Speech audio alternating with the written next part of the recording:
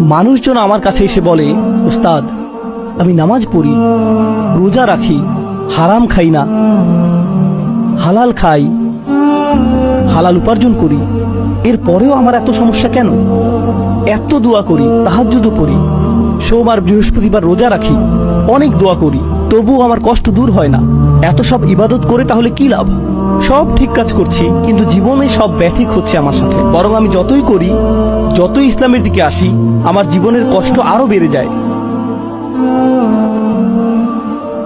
বিষয়টা আসলে খুবই কমন।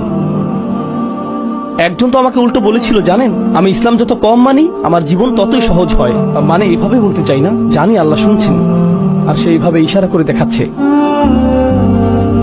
আমি তো ভাবছি এমনটা করে কি লাভ, ওই কোনায় যে কথা বলি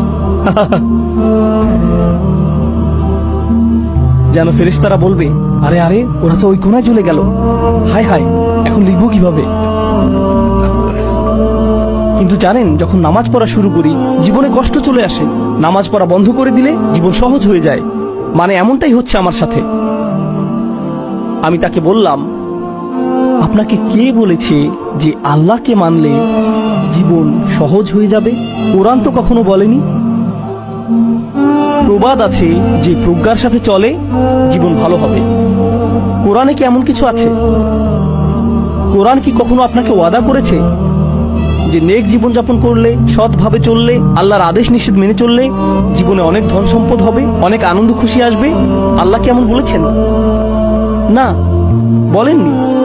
তিনি বলেছেন, লাকাদ খলাকনাল ইনসানা ফি কাবাদ।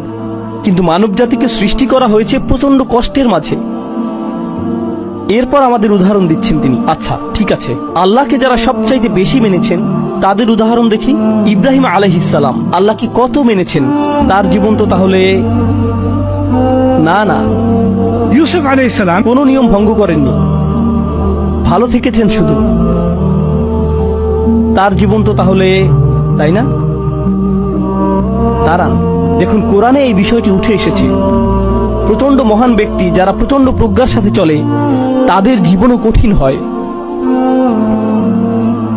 তখন সেই লোকটি, যেই লোকটি নেটওয়ার্কের বাইরে জায়গা খুঁজছিল, তাকে যখন বোঝালাম তখন সে বলল, তাহলে কি লাভ? জীবন তো কঠিন হয়েই থাকবে, লাভ কি তাহলে? তখন বললাম, হ্যাঁ এখনই তো আপনি আসল প্রশ্নটি করেছেন, লাভ কি তাহলে?